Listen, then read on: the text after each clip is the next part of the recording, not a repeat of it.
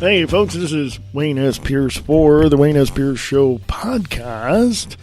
Well, now I'm alive tonight. It is the 19th of November. And, yeah.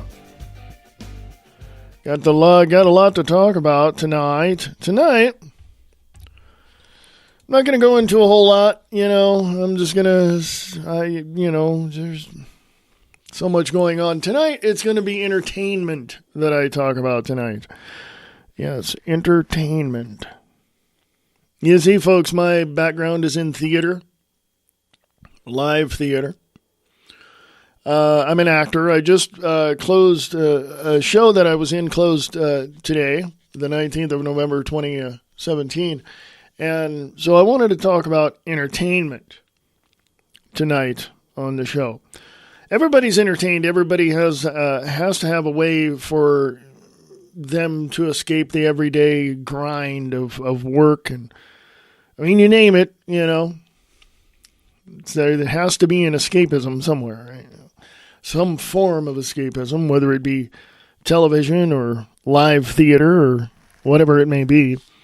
But I can tell you this.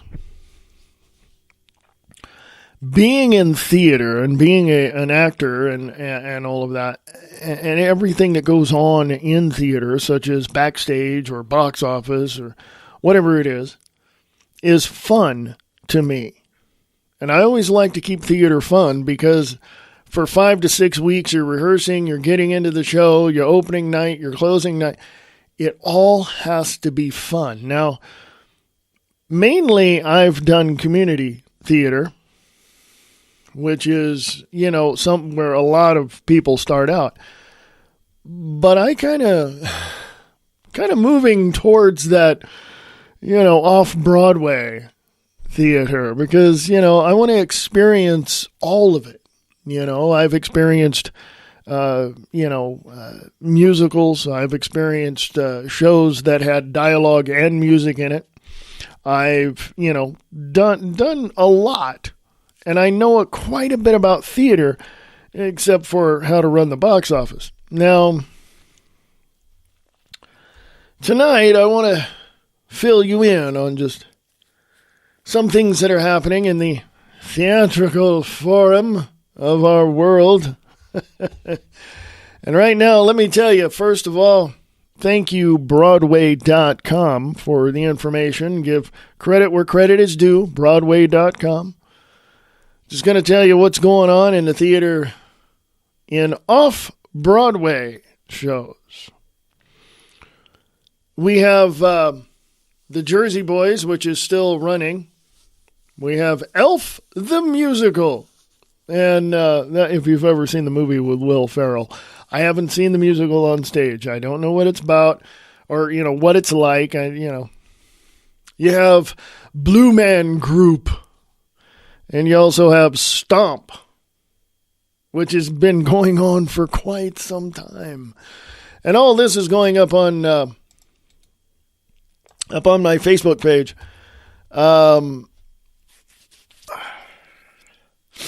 It's going up on Wayne S. Pierce on Facebook. That's my personal Facebook page.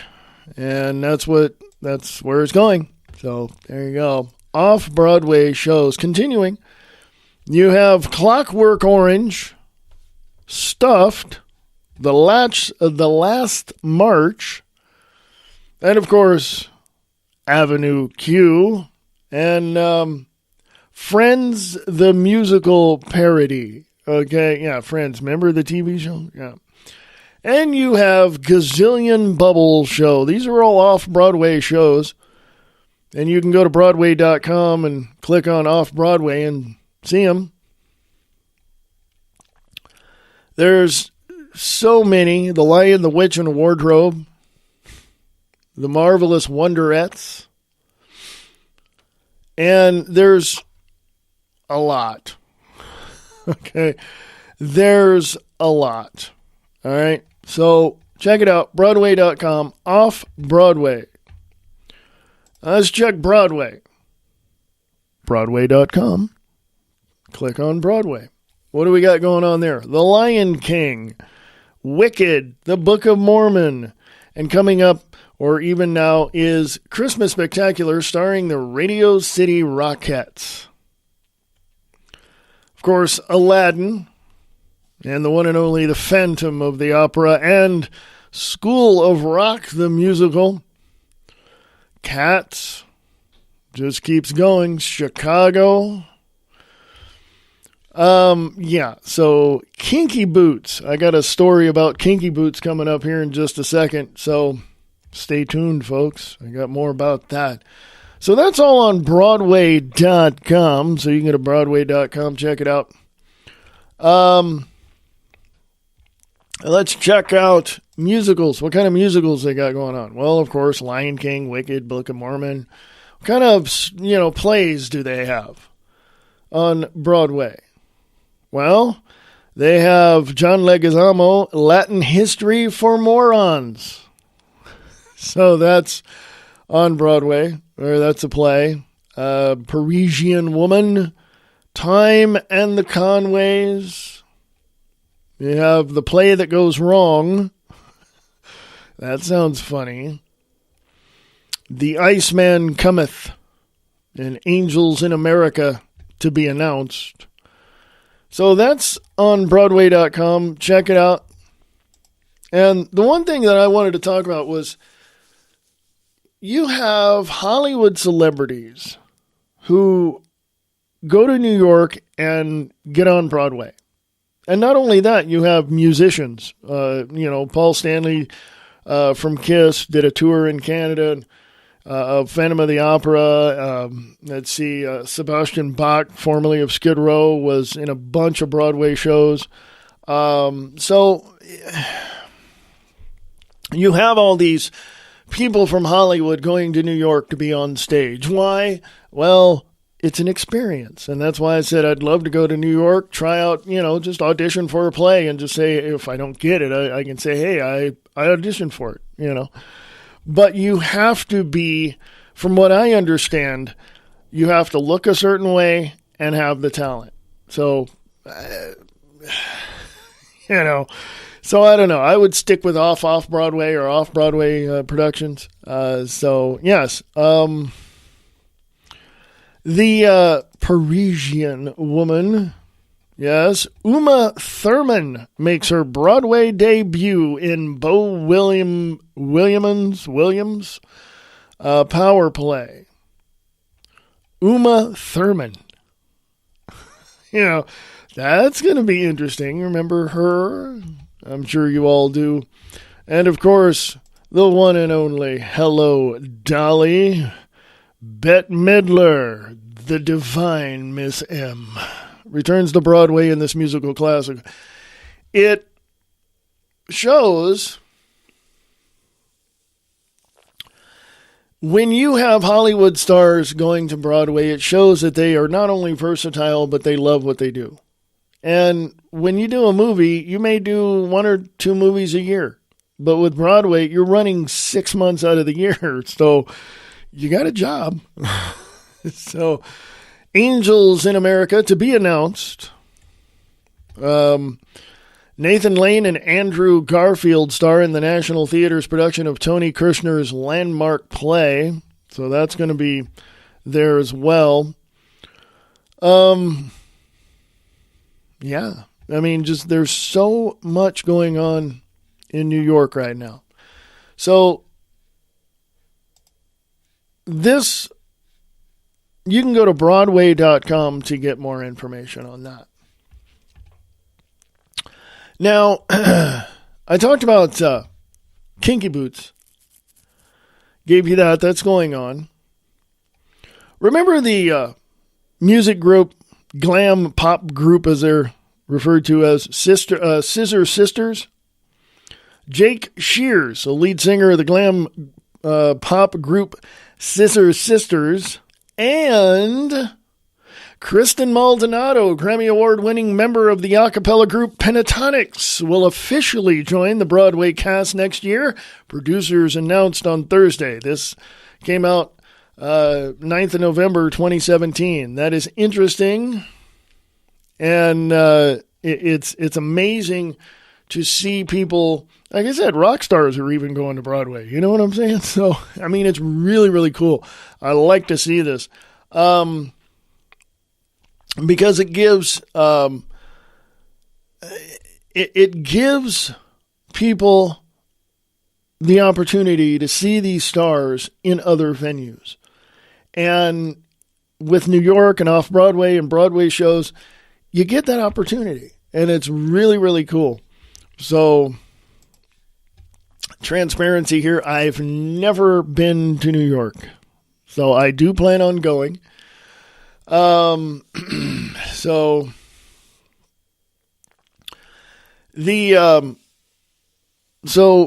Kristen Maldonado from Pentatonics is going to be in Kinky Boots. Jake Shears, also from Scissor Sisters. Yeah, see? Now, and that's from EW, entertainmentweekly.com, and under the theater section. Now, there's a lot of controversy in theater as well, and I don't want to get too much into that, but let's just say the controversy literally, I would say, should not be swept under the rug. It should be very transparent, and things should be done to take care of the situation as best as possible for the right reasons. So, whatever is going on in the theater today, and whatever controversies there are, then it needs to be dealt with. And literally, if things are not done a certain way and aren't done diplomatically, I think you're going to be cheating a lot of people out of some very good opportunities. And I'm speaking directly to the Hollywood actors that love to do theater in New York and all that, and you know, have a diverse interest in theater. If these controversies are not taken care of in the right and proper fashion, people aren't going to look at theater the same way again. And as far as I'm concerned, when you spend millions of dollars putting on a show on Broadway, you want people to come fill the seats. That's true in community theater as well. But with Broadway, you've got ample opportunity to take care of certain controversial matters and, you know, do what you have to do. Now, like I said, lots of Hollywood actors, lots of actors from the past are on Broadway. They, you know, they're too old, I guess, because ageism is still part of Hollywood's elites. They don't hire anybody over a certain age unless they have a certain look or they've been around quite some time.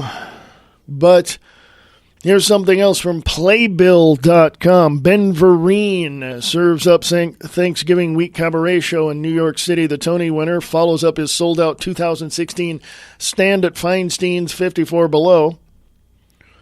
Broadway will be spending Thanksgiving week with Tony Award winner Ben Vereen following his sold-out fall 2016 engagement at Feinstein's 54 Below. Vereen will return to New York Cabaret November 21st through the 25th with his solo show Stepping Out with Ben Vereen. The Tony Award-winning star of Broadway's Pippin plus Jesus Christ Superstar, Grind, and Wicked, and other musicals will perform a program of personal stories and songs from throughout his nearly half-century career. And performances for that are scheduled for November 21st, 22nd, 24th, and 25th at 7 p.m. and November 23rd, Thanksgiving Day at 8 p.m. Now, if you want to go check that out, Feinstein's 54 Below is located at 254 West 54th Street beneath Studio 54 in Manhattan. And I'll put all this information up on my personal Facebook page, Wayne S. Pierce. Go check it out. If you want to drop me a note, want to say something, whatever, that's where you go, Wayne S. Pierce. So, congrats to Mr. Ben Vereen. I want to get into this. Let me look at the time. I may take a break. I may not. I don't know. It depends. How do I feel right now? 19th of November, 2017. 41 best-selling cast recordings of all time. So I'm going to get into that a little bit. Can you name the musical cast albums that have achieved multi-platinum status? The list includes a few surprises. So let's start out with number 1. This goes back a while. It's a Rodgers and Hammerstein musical. And it starred, let's put it this way, Larry Hagman's mother.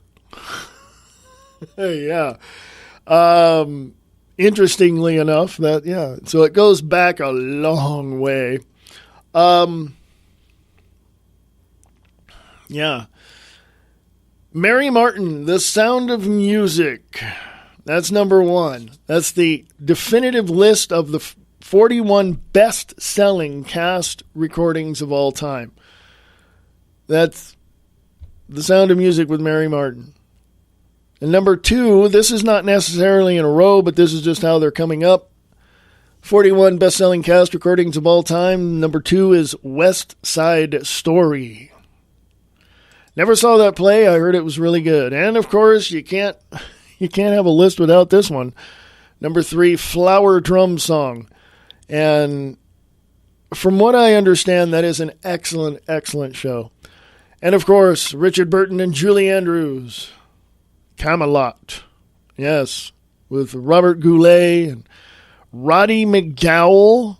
I did not know he was in that. Roddy McDowall, you know him from Planet of the Apes and other shows as well. Twilight Zone, stuff like that, right? So that's number 4. Number 5 is, of course, the original Carol Channing in Hello, Dolly. And there you go. That's number 5. And the number 6, you might find this quite interesting. Number 6 is Funny Girl with Barbara Streisand and Sidney Chaplin, the original Broadway cast. That's number 6. Number 7 is, of course, Oliver. Yes, Oliver. And David Merrick was in that one, if you remember him. And, of course, Clive Revill. Is that what it is? Yeah. So, number 8, Mary Martin again with Ezio. Is that what it is? Ezio Pinza in a Rodgers and Hammerstein musical, The South Pacific. So, that's number 8 of the 41 best-selling cast recordings of all time. And, of course, what list would be complete without this one? Mame with Angela Lansbury. Yes, this goes back. All these are going way back. So, oh yeah. So, at number 10, we have Richard Kiley and Man of La Mancha. This is number 10 on the 41 best-selling cast recordings of all time. I'll get into more of those later, but right now I want to tell you the play that I was in, and I am part of a legacy, folks. I am just part of it. I'm like over in the other section of the store where you find all the unique little gifts. I am part of a legacy. We just closed a show at Nova Center for the Performing Arts here in Billings, Montana, and the show is called The Mousetrap. It opened, it's by Agatha Christie. It opened in 1947 and is still running, not in the same theater, but they moved to another theater. It's still running today with the same set. And of course, the cast changes. We don't have 60-year-olds playing 20-year-olds. You know what I'm saying? So, but it's still running today. So I am part of that legacy now. I feel good about that. And this is the longest running play in the world. It hasn't closed at all. And it's interesting. When I read the history of this play, when I was in rehearsals for it, I just thought, I've always wanted to do a murder mystery, and I'm not going to, give away anything, but this play is very, very good in terms of character, in terms of story, and it rolls, it goes on, and it's really cool.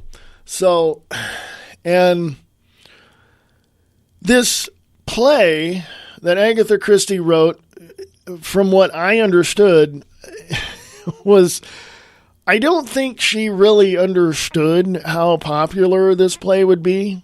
And I don't think it's so much her name that carried this play, but I believe that in 1947 when it opened, and I don't think she really had, I don't think she really understood how popular it was. Because it is the longest running play in the world right now. And hold on here just a second, folks. And it's a really good play. And I feel good about being part of it. It's just so fantastic. The play opened up in 1947, as I said. And Agatha Christie was born Agatha Mary Clarissa Miller on the 15th of September, 1890. And she passed away on the 12th of January, 1976, at the age of 85. And her pen name was Mary Westmacott Agatha Christie. That was Mary Westmacott and Agatha Christie. That was her pen name's occupation, was a short story writer, novelist, playwright, poet, and she was British. And her genres were murder mystery, thriller, crime fiction, detective, and romance. And just to be in a show written by such a prolific writer is just amazing. It is so amazing. And I've read, in school and such, I read Agatha Christie, you had to do book reports. And so, and so I was always been attracted to mysteries and murder mysteries and such. And just reading about her and looking at her life, it's amazing. I mean, to me, it's the true American story, British version of someone, struggling and, going from one, stage of life to another. I mean, it's the typical, thing. I mean, you had to do back then in the 1800s and 1900s, you had to do what you had to do to help your family. So she did what she did, and she did what she loved to do. And that's my point. You find what you love to do. And as my father said, find what you love to do and find a way to make a living at it.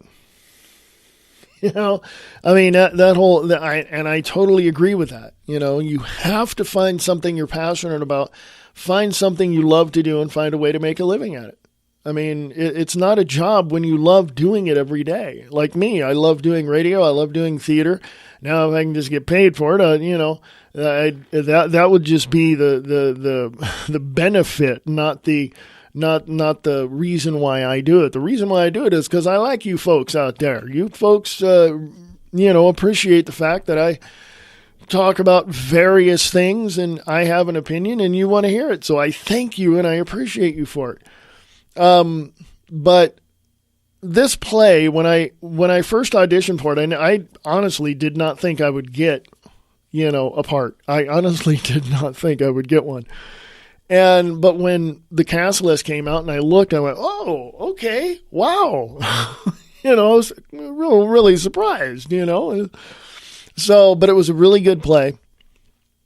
And if you ever get a chance to see it, if you're, and I know in England people listen to this network, but if you ever get a chance to go to the West End and see The Mousetrap, please do. I played the character of Major Metcalf. So that was kind of, and I had to use my British accent that I have. So, you know, so you don't want to hear me do that, seriously. But it is good, but it's a good play, and it was really fun to work on this show. It really was. And I really, really appreciated everybody, all the cast members and the director and all that. It was just fantastic.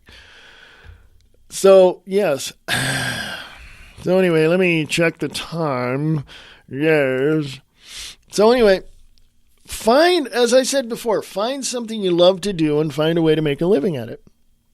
I mean, don't sit there and say, well, I'm going to make this amount of money. Whatever. No.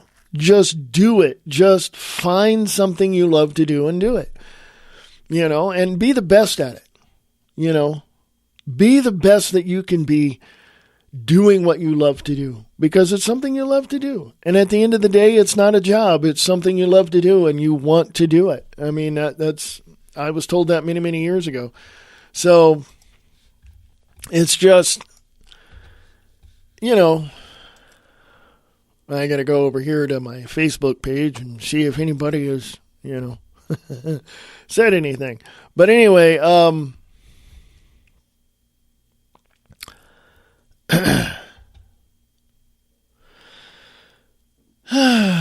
Yes. I'm just looking at some of the stories crossing my feed on Facebook. I'm not going to get into the whole, current events type stuff that I usually do Monday through Saturday, but I will. I did find something I want to post on American Liberty Radio Network. So, yeah. That's what I'm going to do right now, and I'm going to post this, and there we go. I'm killing time for the bottom of the hour, folks. That's what I'm doing. Something else I want to mention, and when I get back from the break, well, I'll tell you a few more of those 41 best-selling cast albums from Broadway. But something else I wanted to mention is that there have been a couple of people in the entertainment business that have passed away. The person that played, let me go look here. I gotta go and find it.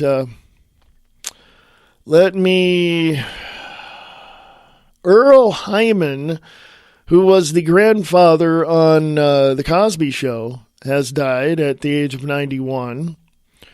And country music star and icon Mel Tillis has died at the age of 85. So, and if you remember Ann Wedgeworth from Three's Company and other movies and such, Neil Simon's Chapter 2 in 1978 with, I believe James Caan was in that one. And she was also on Evening Shade with Burt Reynolds. Three's Company actress Ann Wedgeworth dies at 83. So within a matter of 48 hours, of course, I gotta scroll on down on my page here. The guitarist for AC/DC, Malcolm Young, passed away as well at the age of 64 from complications of dementia. And the one big thing that I want to mention before the break is this. Teen icon and rocker and just star of the Partridge Family, Mr. David Cassidy, is it's being reported by dailymail.co.uk that he's in a coma with organ failure. He was diagnosed with dementia. His mother had it, and some of his family members had it. And he's the stepson of Shirley Jones, another Broadway star. And his father, Jack Cassidy, was a huge Broadway and movie star as well. So he's in failing health. David Cassidy is in failing health. Like I said, Malcolm Young, co-founder of AC/DC, had passed away. lots of people just within the last 48 hours have passed away or on the verge. And I just want to say that we can look at these people and criticize them for what they've done, criticize them for their politics or whatever. But they brought us entertainment, and they entertained us throughout our lives and gave us something to look forward to every day. So thoughts and energies going out to their family, friends, colleagues, and all of that. So let's give them a round of applause, because they obviously meant a lot to us, and they meant a lot to a lot of other people. So thank you for them being here and helping us along the way. Now, right now, I'm going to go to break. I'll come back and I'll finish part of the list of the 41 best-selling cast albums. So don't go away. I'll be right back. Sharing the truth one fact at a time without all the BS. AmericanLibertyRadio.weebly.com. 5, 4, 3, 2, 1. I am wondering, why are you here?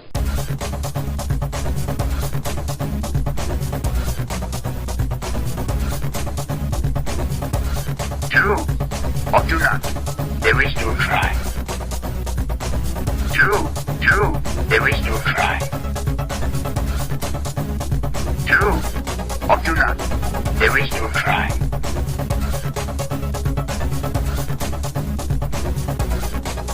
I am wondering, why are you here? The Spencer Hughes Podcast. Mainstream propaganda media is failing miserably. Spencer Hughes tells you why. Join now and tune in for the most unbiased views you will ever hear. The Spencer Hughes Podcast. The best host on the West Coast. For more information, go to spencerhughes.net.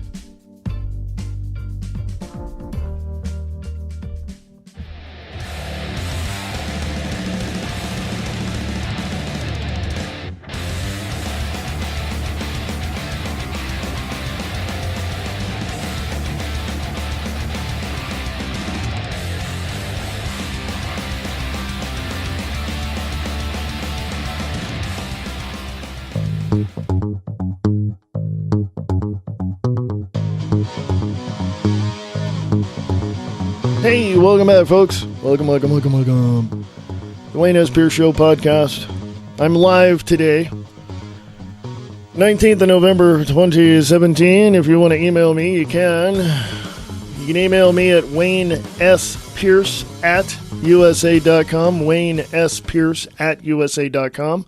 You can go to the WayneSPierceShow.weebly.com for more information as well. Hey, if you want to drop $1 or $2 in the kitty and help me keep the lights on around here, you can go to patreon.com/American Liberty Radio and help me keep the lights on around New West Radio Productions.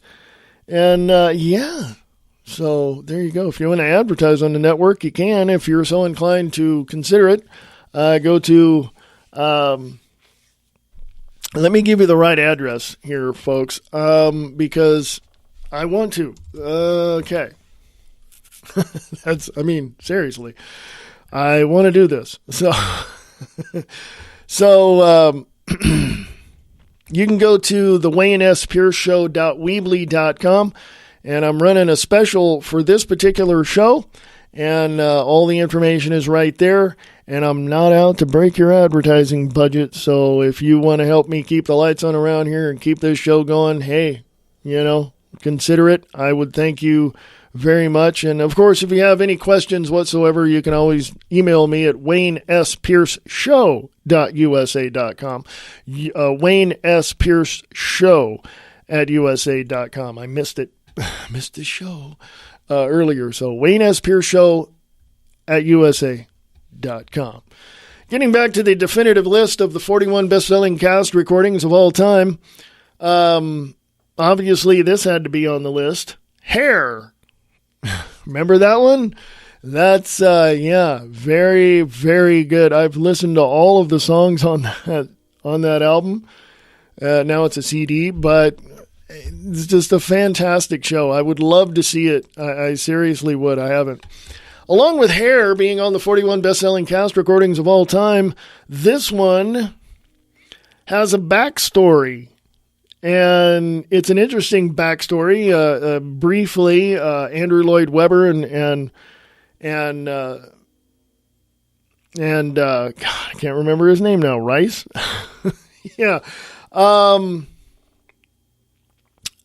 Andrew Lloyd Webber put this together and was pitching it to theaters in London. They wouldn't take it, so he had made this album and then went to New York and, promoted it there and pushed it on the Broadway, people there, and it got done.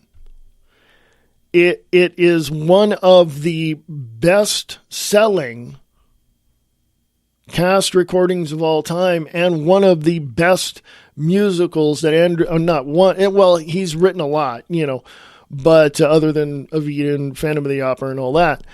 This one really stands out as one personally that helped me get into theater and get into musical theater and all of that. And that is, of course, the 1970 concept album. It was a cast album, but it was a concept that he pitched to Broadway. The 1970 concept album of Jesus Christ Superstar. And when it went to Broadway, there was a young man at the age of about 19 years old who was already singing and rocking and rolling, and his name was Jeff Fenholt, or is, he's still alive. And he got the role of Jesus in the Broadway show, Jesus Christ Superstar. In the chorus was none other than the Texan himself, Mr. Ted Neely, who later on became the icon in the film, of Jesus Christ Superstar. And so you cannot have a list without having this cast album on it. Now, on the album itself, Ian Gillan from Deep Purple sang the parts of Jesus. And, of course, there were other people there as well. And so go check it out, Jesus Christ Superstar, 1970 concept album.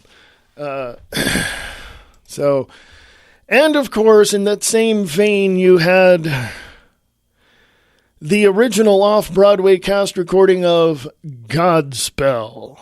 Yeah, anybody seen that show? Let me know. Now, here's one that I didn't get to see on stage, but I saw the movie adaptation of it. And from what I could tell from doing my research, it kind of resembled the Broadway show. Okay. So it was kind of,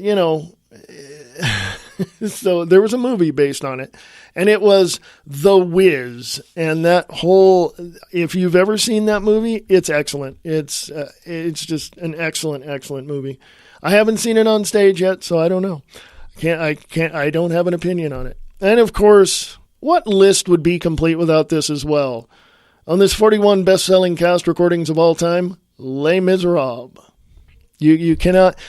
I've heard all the songs, through Spotify and iTunes and all that. I've heard these songs and I want to see the show. Some people say it's boring. It's a boring show. Really? I saw the movie years ago with, I think Liam Neeson was in it. And they, I guess, remade it or something. But I haven't seen that one yet. So it wasn't boring to me. It was kind of interesting. Yeah. So anyway, of course, the original Broadway cast album of Dreamgirls. So that one's on this list of 41 best-selling cast recordings of all time. That was number 16, by the way. Number 17 is La Cage aux Folles. Yes, the Birdcage. La Cage aux Folles. With George Hearn and Gene Barry. So that's the original cast recording of La Cage aux Folles. And that, to me, reading reviews of La Cage aux Folles, I have to admit, when I saw the movie adaptation of, The Birdcage with Nathan Lane and Robin Williams, was absolutely, I was on the floor rolling, man. I was so just laughing my butt off. Of course, highlights. This is also on the list of 41 best-selling cast recordings of all time. Highlights from the complete symphonic recording of Les Miserables on there again. So that's a totally different version of it. Of course, 1992, 25 years ago, had, I believe, one of Andrew Lloyd Webber's one of the best shows, one of the top three, I would say, other than Phantom and Jesus Christ Superstar. This one was really good. I haven't seen it, but I've seen highlights on YouTube and stuff like that. And that is Joseph and the Amazing Technicolor Dreamcoat. And this 1992 Canadian cast recording starred the one and only Mr. Donny Osmond. And, of course, music by Andrew Lloyd Webber and lyrics by Tim Rice. I wanted to say Robert. I don't know why. But Tim Rice. So, yeah, so that one's on that list. And that was number 19. Number 20, of course, is the one and only The Beauty and the Beast, the Disney version, a new musical by Alan Menken. The lyrics by Howard Ashman and Tim Rice. Book by Linda Wolverton. That is number 20 on the 41 best-selling cast recordings of all time. So, when you have, if you've ever been in theater, if you've ever volunteered in a theater and ever wanted to be in a show, my suggestion is go for it. You know, if you're volunteering as an usher or backstage or whatever, and you've ever wanted to be in a show, it's community theater or whatever it is, go for it. The worst possible thing that you can hear is that you weren't cast in a show. But guess what? There's so many shows on stage. Go audition for some other show, It's no big deal. The other thing is that I wanted to mention here real quick is that I write. I have a play which I wrote. It's 2-act play. Hopefully I get it produced next year. Hopefully. And I'm also writing, producing, and starring in and directing online radio shows at New West Radio Productions, which is another something else I do. So, and you can go hear all that at New West Radio Productions, and also at newwestradiothéâtre.weebly.com. newwestradiothéâtre.weebly.com. Go check that out as well. So yeah, I do a lot, folks. I do a lot. I spend a lot of time in the studio. So let's get on with with a few more here.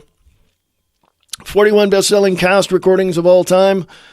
Of course, the 10th anniversary of the concert recording of Les Miserables. Yeah, so that's 3 times Les Mis has been on the, and that's number 21. It's been on the list. And of course, what list definitely would, any list in the world would have to have this musical on the list. The 1996 Broadway revival cast recording of Chicago. Yes, it is. Yeah. It's just BB Newworth was in that one. Remember her? She was on Cheers and Kramer. Awesome actress. If you've ever seen her in anything else other than that, she's just fantastic. Anne Reiking was in that show. Joel Grey was in that show, I think. And just absolutely fantastic. I saw it when I saw Chicago in Reno, Nevada, when John O'Hurley was in it as Billy Flynn. And I got to tell you, man, I love that production. I forgot to tell you, I also saw Jesus Christ Superstar in 2007 when Ted Neely was in it with the lead singer of Living Colour, Corey Glover, was in it as Judas. And man, that was an awesome show. Of course, you have the original cast recording of Aida. Elton John and Tim Rice, original Broadway cast recording. That's on the 41 best-selling cast recordings of all time. That's number 23. So, yeah, folks, you got a lot of great cast recordings. Now, I got to say this because, I saw this show, and I have to admit, when I was younger and I saw Andrea McArdle sing a song from this particular musical, I absolutely fell in love with her. She just absolutely beautiful singer, and even now she's much older, obviously, and still had done this show as another character, and literally just was phenomenal from the reviews I've seen. And that is, of course, the original Broadway cast recording of Annie, a new musical. I saw this show in Stockton, California when I was living there. As a matter of fact, I ushered the show and was ushering in, the audience and stuff. And I have to admit, it was a fantastic show. It was just absolutely great. I loved it. That's number 24. Number 25 is Evita, Andrew Lloyd Webber, Tim Rice. And that's number 25 on the 41 best-selling cast recordings of all time. Number 26, of course, Cats. Cats is on the list. Yeah, what list would be complete without that one as well? And of course, you cannot ever have a list. I don't care if it's 10 cast recordings, best-selling, whatever. You cannot have a list definitely without this one, because this is one, I believe, this is one of the most fun shows. I've seen the movie. I haven't seen the, stage production, but I've seen the movie. And this is such a fun show. And it is, of course, Robert Preston, the Music Man. And it is absolutely fantastic. And I just love it. That's number 27 on the list of 41 best-selling cast recordings of all time. And, of course, number 4, the fourth time that this has been on this list, the original London cast recording of Les Miserables. And so that's on the 41 best-selling cast recordings of all time. Number 29 would be Miss Saigon. Haven't seen it, heard a lot of great things about it, so pardon me if I haven't seen it, because I just haven't. And of course, based on the songs of ABBA, that would be Mamma Mia.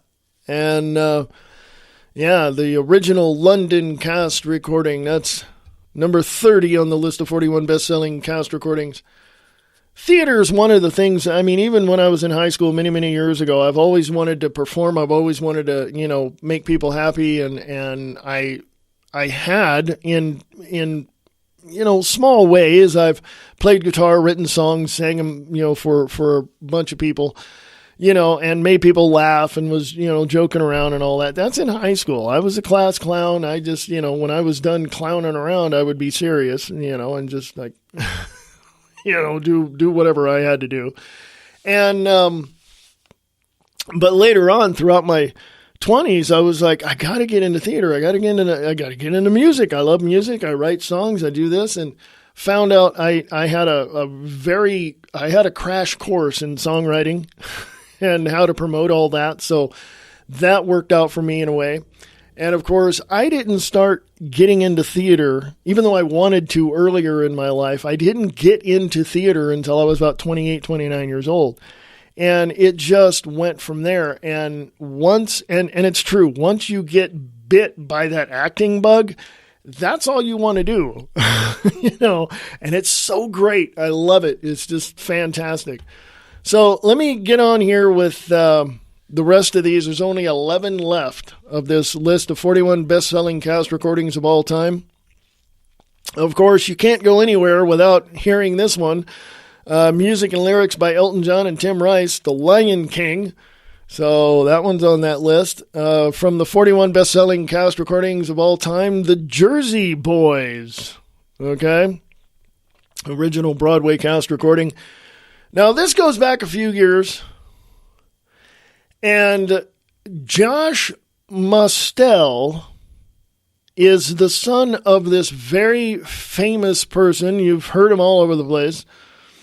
And he was in, Josh Mostel was in Jesus Christ Superstar in the movie playing Herod. So just to give you a reference, his father was in Fiddler on the Roof. And that's number 33 on the list of best-selling cast recordings of all time. It's just, when I saw the movie, and it's just, it's really good. I have to admit, it's really good. And other than, and I'm going to say this, other than The Mousetrap, which is still running on the West End of London since 1947, this particular show has run for a long, long time. Phantom of the Opera has now, overshadowed this show, but this show ran for a few years, a few decades, okay? And that would be a chorus line. The original Broadway cast recording, this is 34 on the list of 41 best-selling cast recordings of all time. Of course, you cannot have a list. And this is in my top 5. I mentioned top 3, but this is in my top 5. And that would be the original cast recording of Jonathan Larson's Rent. And of course, Idina Menzel came out of there, and Anthony Rapp, and just, so it was fantastic. If you ever get a chance, watch the 2008 Broadway recording. Sony put it out, Broadway recording of Rent, and it is just absolutely fantastic. And that's number, I forgot to tell you, 35. So as soon as the ad goes away, 36 would be another Idina Menzel, and Kristen Chenoweth. Is that how you pronounce it? Sorry, Kristen. Wicked. And that's a Stephen Schwartz musical, music and lyrics by Stephen Schwartz. It's weird because Idina Menzel did Rent in 96, and then a few years later, she did the movie after she did Wicked. So that was kind of weird. This is a little something for you. That's number 36. Number 37, of course, Lin-Manuel Miranda, Hamilton. Yes, that's number 37 on the 41 best-selling cast recordings of all time. Number 38 would be, going back a few years, with Rex Harrison and Julie Andrews, My Fair Lady. Yes, so that's one of those. And 39, I've mentioned this before, Phantom of the Opera, with Michael Crawford and all that. I say all that, but Michael Crawford was in Hello, Dolly in the movie with Walter Matthau and I think Barbra Streisand. Yeah, he was in that movie. It's kind of, it's kind of weird, right? Number 40 is the highlights from Phantom of the Opera, original London cast recording. And number 41, of course, number 5 on the list, 5th entry on the list of 41 best-selling cast recordings of all time. That would be the original Broadway cast recording of Les Miserables.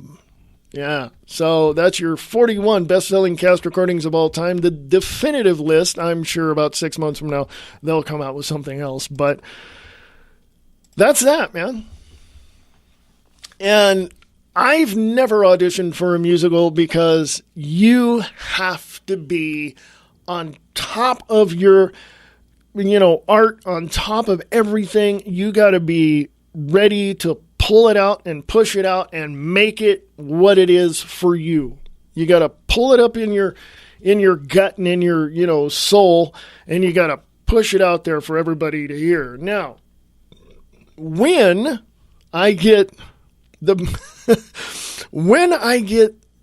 time, I will work at putting together something and audition for a musical.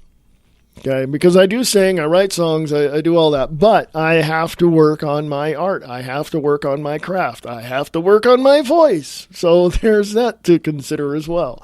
But at some point, I will do that.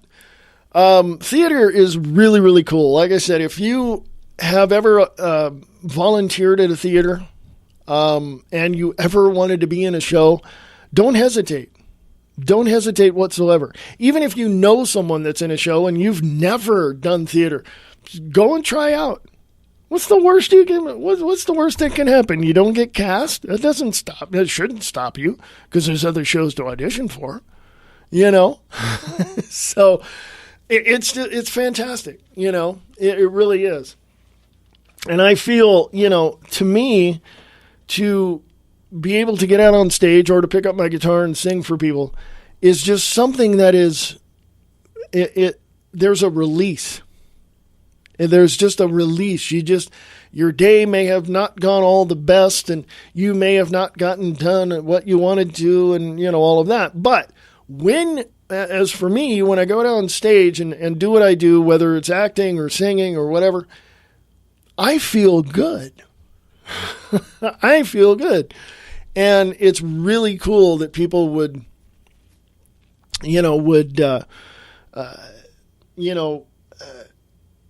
ever want to get out on stage. How I got interested in all this, briefly, I'll mention this.